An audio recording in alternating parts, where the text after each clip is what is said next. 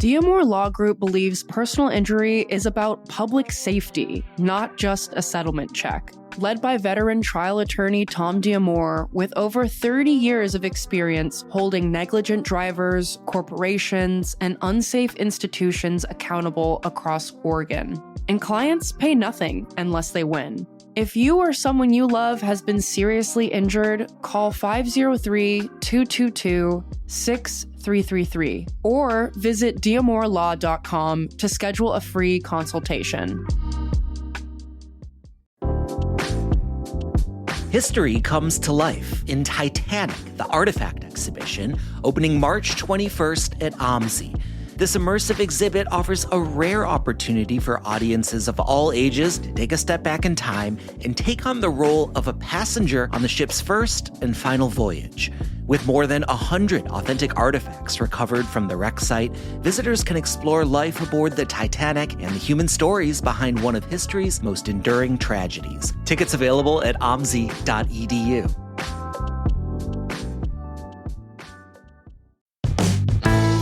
This is CityCast Portland. I'm Claudia Meza, and this is what Portland's talking about.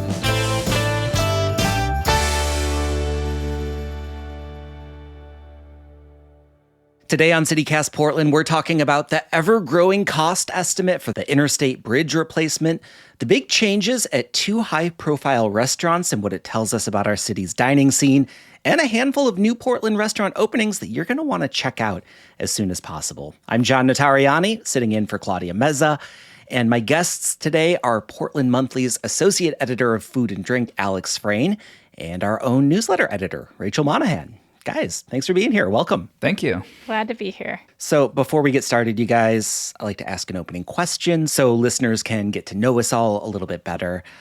Today, my opening question is based on some reporting by Tatum Todd over at The Oregonian. I don't know if you saw this. Portland International Airport has once again declined to show a TSA video that is blaming Democrats for travel delays that are happening because of another federal shutdown. The port official said it would violate laws prohibiting the use of public resources for political messaging to air it.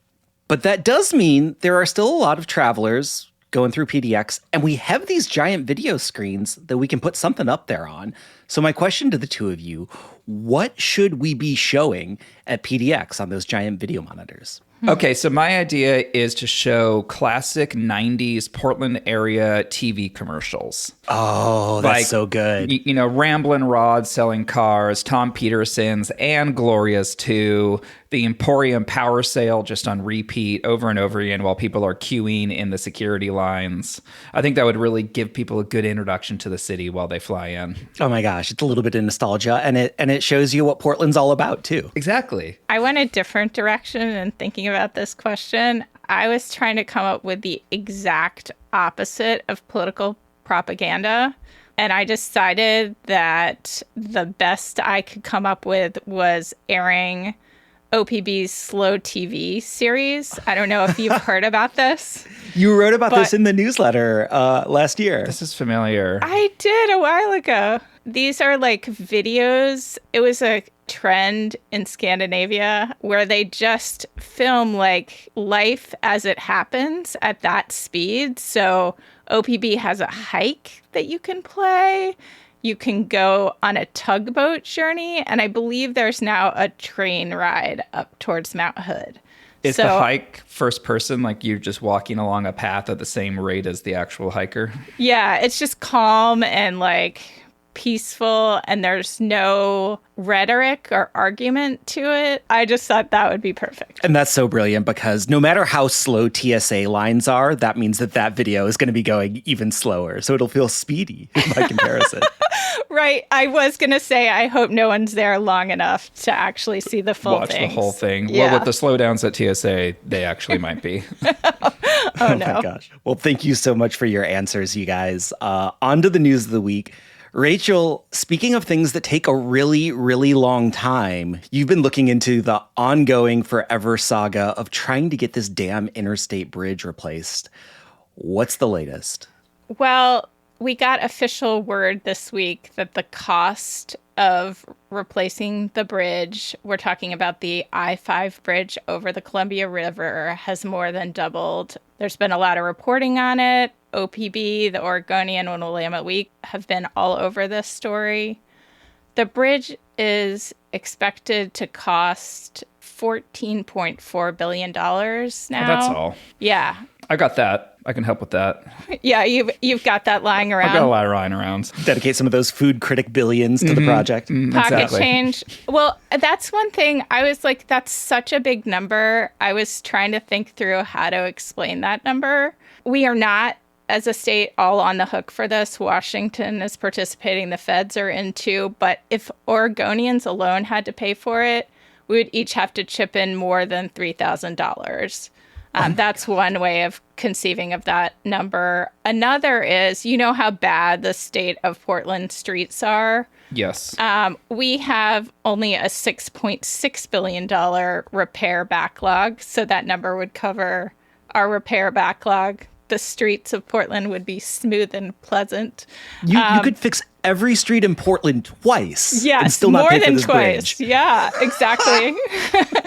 And then one more number that's like, all of these are imaginary. I just want to be clear for our listeners. We couldn't move this money to Portland streets, and we're not all going to have to pay for it. And similarly, if you were given this amount of money, you could, of course, buy a Portland metro area home and still have money to buy 8,000 more than 8,000 more of the same kind of home. So that's how much money it is. You could buy 8,000 homes in like Laurelhurst.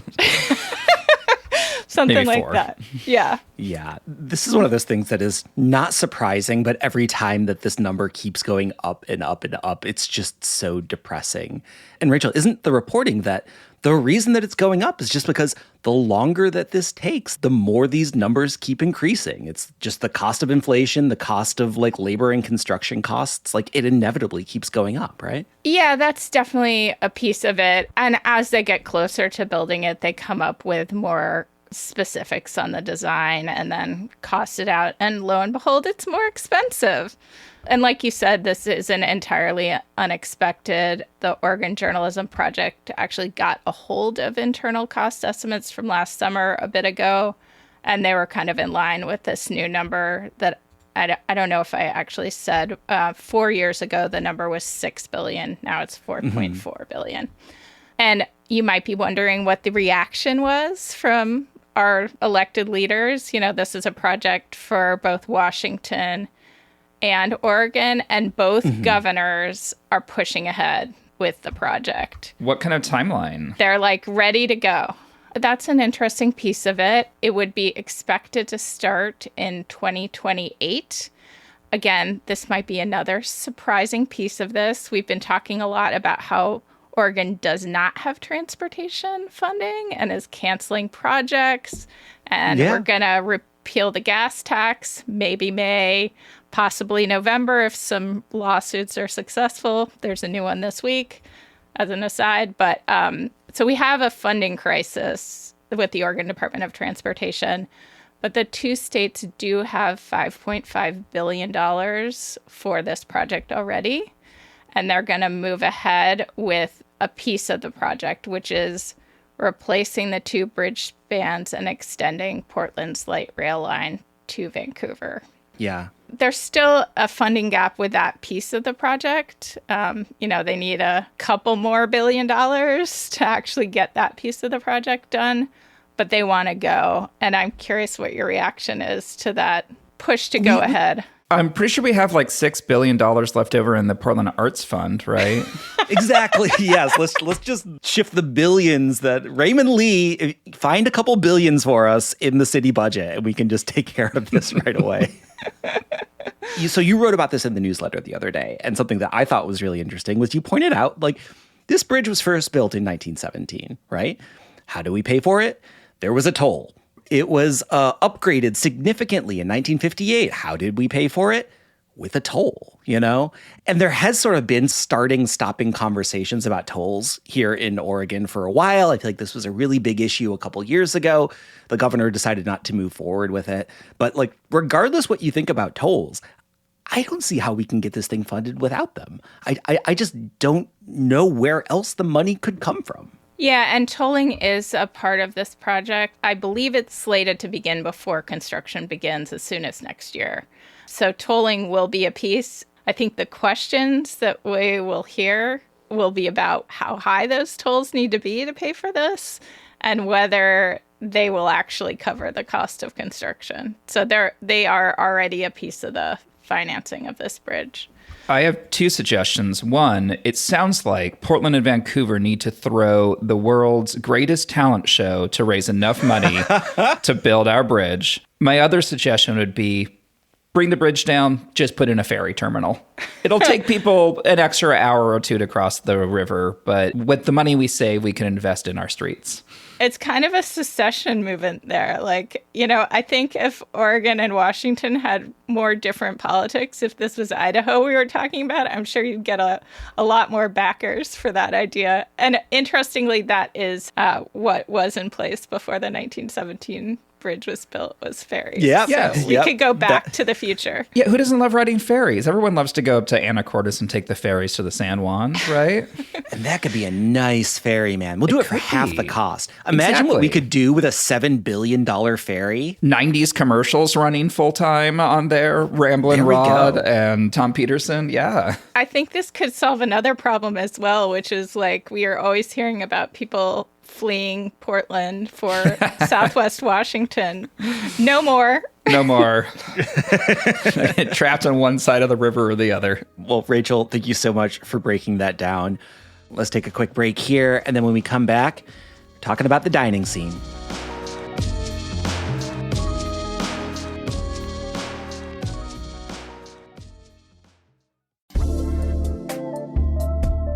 If you're looking for an excuse to visit the Oregon coast, Newport has several new places to stay, and each one is offering something a little bit different, like the Allred Hotel, which makes coastal travel really easy. Just bring the family and the pup, and you can enjoy their pool, sauna, and on-site restaurant. And of course, the beach is just a few steps away. If you're looking for something a little bit quieter, maybe check out Hotel Sylvia. Think oceanfront views and shelves full of books in a setting that feels just like an old eclectic library. And then there's the Louie. It's a boutique hotel that adds a little bit of character to your stay with lo-fi jazz that greets you at the door.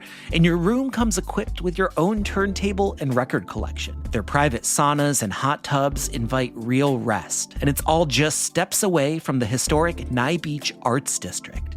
Explore these Newport stays and plan your next getaway at discovernewport.com/citycast. We're living in a moment where communicating big ideas is harder than ever. Trust is fragile, real dialogue is difficult, and staying silent, that can be dangerous. That's why the Association of Science Communicators is bringing Science Talk 2026 to Portland's Tiffany Center. This year marks the conference's 10-year anniversary with the theme Wayfinding, Charting a Decade of Dialogue. Science Talk brings together scientists, journalists, educators, and curious members of the public to wrestle with some of the big questions facing science communication today. Stuff like, how do you counter conspiracy theories? How do you rebuild public trust? And how do you tell stories about science in ways that actually reach people? From building bridges with rural communities to high-stakes conversations, this conference is where the field of science communication sharpens its thinking for the decade ahead.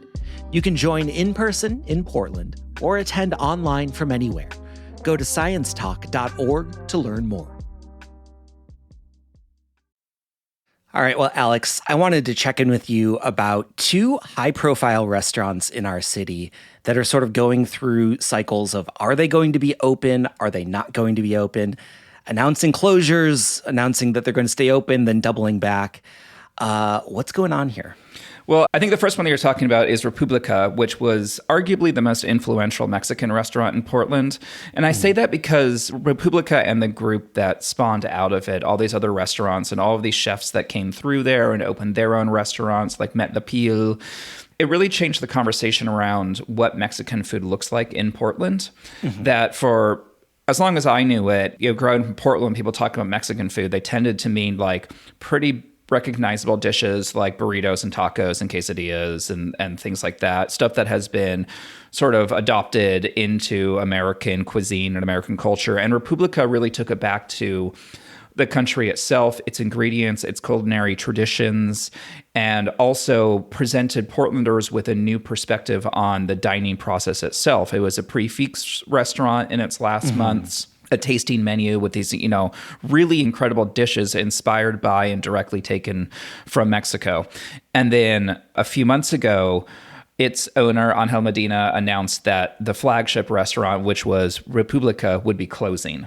And he spoke with Portland Monthly about that and had some pretty grim things to share about the way that the election influenced his choice to shut the restaurant down. He didn't feel that he could adequately protect his workers from this very, aggressive and belligerent federal campaign of deportation and incarceration, and also noted that there was just a dramatic drop in the diners coming in after the election. I have a question about Please. that, Alex. Yeah. I only had a chance to eat at that restaurant once, and it was an amazing dining experience. So Glad you got to do that. yeah, I'm glad I did too. And I was really struck by that story of like the decline, the drop off. Is that like a economic indicator of where people are willing to spend their money during the Trump years? Are we in so much uncertainty that we can't support high-end restaurants? I think that's a great question. The fact is that we still have high-end restaurants that are open in Portland. We had restaurants that have opened within the last year. We had the Ritz-Carlton downtown. We've got Notaguro opening up downtown again. This really fantastic omakase-style restaurant that's been around in various forms for over a decade now, I believe. And that menu price is, I would say, substantially higher than the one at República. I definitely can't discount the economic concerns that people are facing, especially since the election and has almost like immediate application of tariffs and just all the other chaos that goes into it. But I can't imagine that that's the sole reason why Angel said that I think it was a 30% drop off immediately after the election for the amount of diners. And one of the things that you see historically is that restaurants actually suffer a lot in the months leading up to elections because there's so much uncertainty in those times.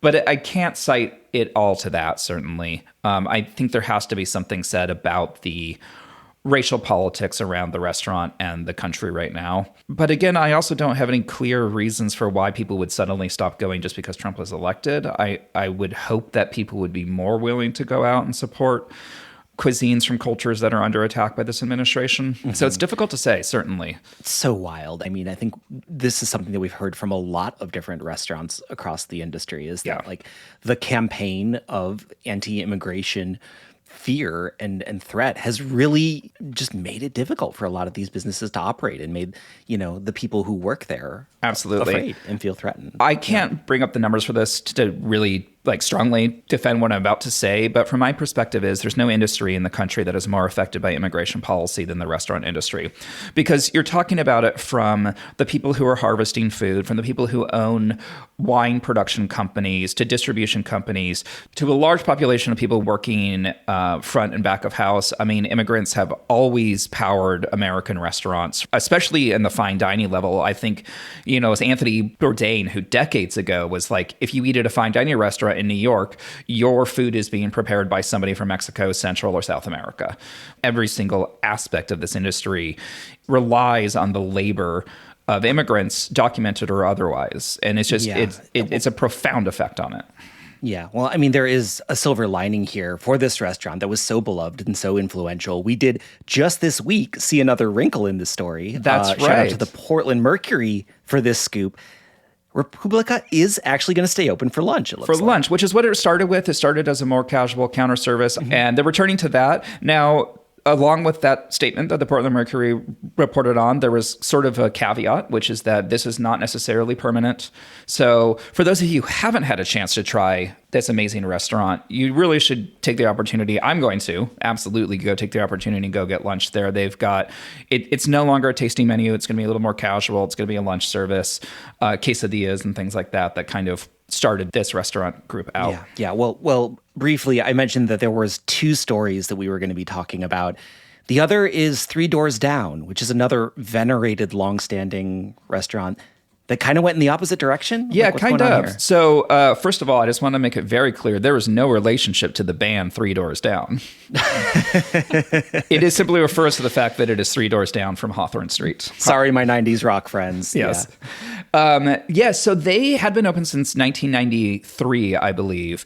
So more than 30 years of business. I've lived down the street from them the entire time that they've opened, other than moving away for college and a few other times. But for the most part, I grew up down the street. So like I've known this Italian restaurant. It's an Italian restaurant, I should be clear. It was one of the earlier Italian restaurants to kind of make a name for itself in Portland. It's sort of an in-the-know place more than it is like a place that gets a lot of media buzz, which could have been one of the reasons this was affected. So it went through some ownership changes over the last decade, and then it closed in, I believe, either 2023 or 2024 for a brief amount of time, and it seemed like it was going to be permanent. And then the original owner stepped back in, reopened it in 2025, and then again made the announcement earlier this year that it was going to be finally permanently closing. And when you talk about the reverse of what happened with República, the sad thing is that they were likely to close in February, but they were attempting to stay open for the month of March in order to participate in a final Portland Dining Month. But it seems that they were unable to do that, and they did end up closing their doors at the end of February after, like I said, about a 33-year-long run. Yeah, well, I mean, with the shakeup here, all right, 2 very venerated restaurants. I mean, and we have seen a number of other high-profile closures recently. I mean, Expatriate comes to mind, is which the we've talked first about on this show. Yeah. Do you think that this is a bellwether for the Portland industry, or is this just the churn that restaurants go through always? I have to go with the latter on that one. I mean, obviously, we're looking at some pretty dire straits for a lot of, everyone in the restaurant industry is struggling. Margins are as paper thin as they ever have been. But the truth of the matter is that people do go out to eat. There are restaurants that are packed almost nightly. It's a huge part of our city's culture. It's a huge part of what Portlanders love to do. So while there is certainly some crisis alarms flaring, I think they're just one of many that are flaring right now because of everything that's going on. And it's definitely going to have an impact on the restaurant industry. But I don't think that any single restaurant closing, no matter how established or how appreciated they are, is necessarily a sign that the city itself is in a crisis, outside of the one that it's clearly in with, say, like... Outside of look around everything that is happening in the world, yeah. Public transport, transit and infrastructure and all of that. I mean, we're still dealing with the fallout of the pandemic. I mean, if you remember last year, Higgins, one of the most venerated restaurants in Portland, put out the clarion call that they were going to die if people didn't come in. And the really cool thing is people did come in. I was in there last week for Portland Dining Month, and it wasn't packed, but it was doing pretty well. The bar itself was swarming. I couldn't get into the bar, but it's doing better because of that. So yes and no, I guess, is my incredibly milquetoast response to your question. Well, I mean, I think there are still plenty of other amazing new restaurants that are coming online. And I want to talk about a few of those. But first, let's take another quick break.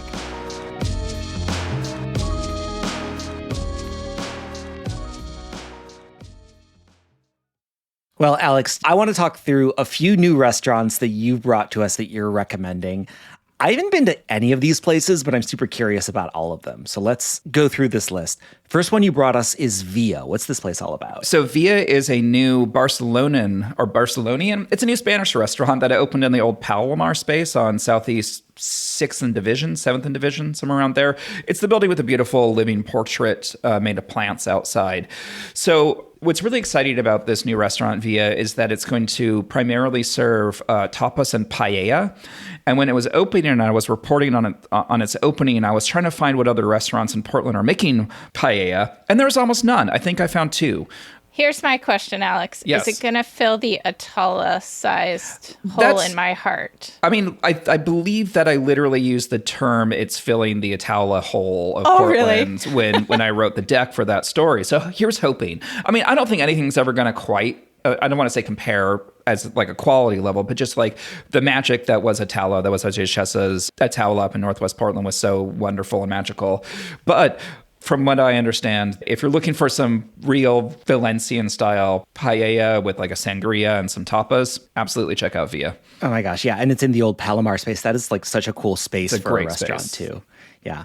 All right. How about OK Chicken and Cow Soy? I mean, this one is like the new restaurant in my mind. Speaking of businesses taking over old heralded businesses, so this is restaurateur Earl Nimsum, who's responsible for some of the most foundational and groundbreaking Thai restaurants in Portland. We're talking Padi, Hat Yai, Long Bon, Phuket Cafe, Yao Rat. He opened up his newest spot with his incredible team that he's been working with for years now in the old Pok Pok space, also in Division, a bit further up.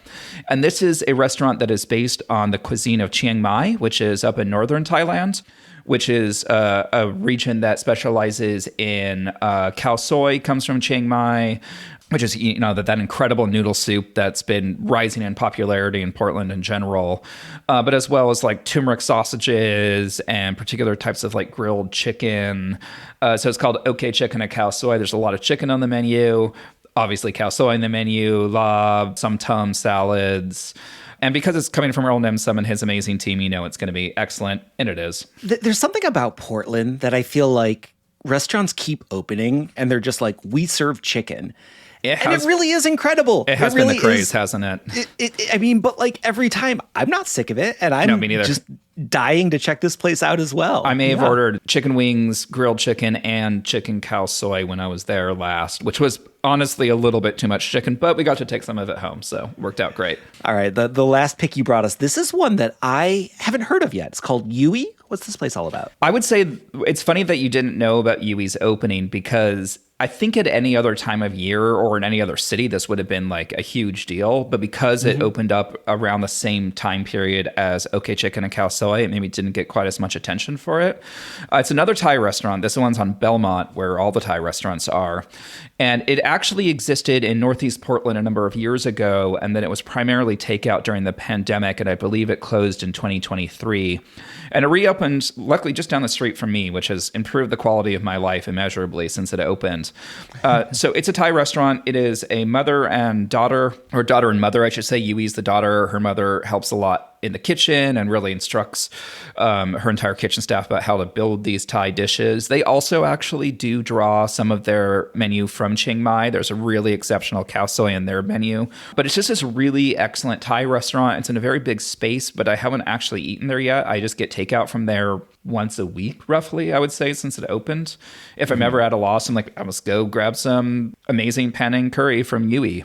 With the amount of eating out that you do for your job, is the fact that you have like a weekly habit of a restaurant unusual? No, I would say not, because like the reason I say no is because like I think about what my meals are going to be all of the time, because I have to kind of align it with what I'm doing for work. So every once in a while, my brain just goes blank and I cannot think of a place to go. And so I need to have these reliable places that I can go to easily without thinking about it and without stressing about it, or else I'll just kind of sit around and starve. That's a fascinating insight into the life of a food reviewer. It might be my own particular issues. Maybe other food writers are a little bit more freewheeling and everything, but I can sometimes end up getting kind of locked in my own decision-making processes. Well, when we were putting together this list of a couple places that were opening, that were new, Alex, I feel like we had at least 10 or a dozen restaurants that we were sort of batting around. I think so.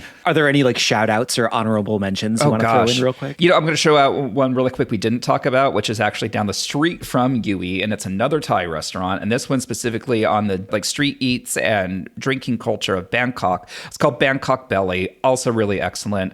And they have maybe the strangest Thai, I'm doing quotes for our listeners, dish that is a larb mac salad. So it's like a macaroni salad with larb seasonings, and it sounds absolutely wild, and it is wild, and it's also extremely delicious. It's really good. I have a hot tip for restaurateurs, and I think you're going to have to correct me on this, Alex, if I'm wrong, but they should open on Belmont next to your house so that they get more attention.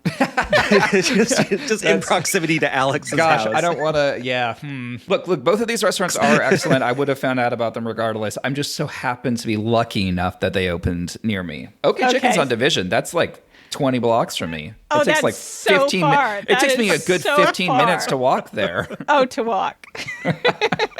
Alex's myopic view of the Portland restaurant It's scene is just literally, arcade. it's just Sunnyside neighborhood. A little bit of Richmond, that's it. Alex, thank you so much. It is always such a pleasure having you on and hearing from you and hearing what you're eating. So thanks a lot. Thank you. This was fun. That is all for us this week here on CityCast Portland.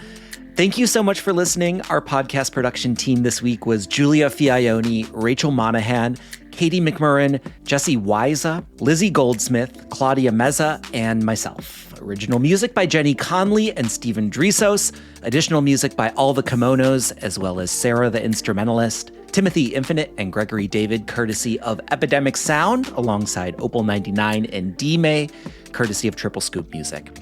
We'll be back on Monday with a whole lot more from around the city. Until then, see you at Slim's.